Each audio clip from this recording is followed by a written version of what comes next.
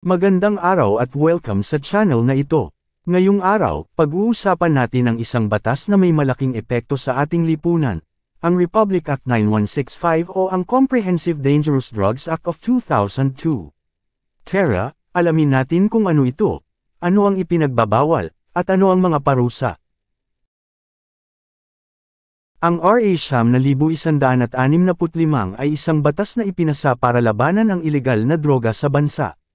Layunin nitong sugpuin ang paggamit ng bawal na gamot, paggawa at pagbebenta ng droga, pagdadala, pag-iimbak, at pagkalat nito sa komunidad.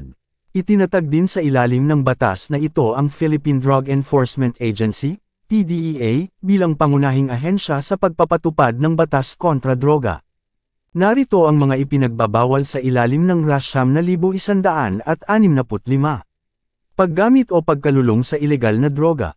Pagtatanim, paggawa, pagbebenta, o pagbili ng bawal na gamot. Pagdadala ng droga sa katawan o gamit.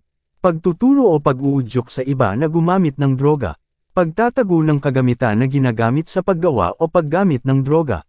Hindi excuse ang hindi mo alam, sa batas, may pananagutan pa rin. Depende sa bigat ng paglabag, mabigat ang parusa sa RA 9165.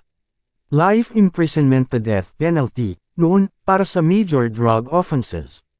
12 years to life imprisonment para sa mga gumagamit o nagtutulak.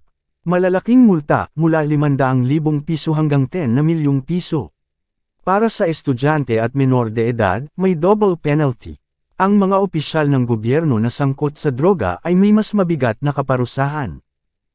Ang RA 9165 ay hindi lang basta parusa, layunin din itong mag-rehabilitate ng mga drug users para makabalik sa normal na buhay.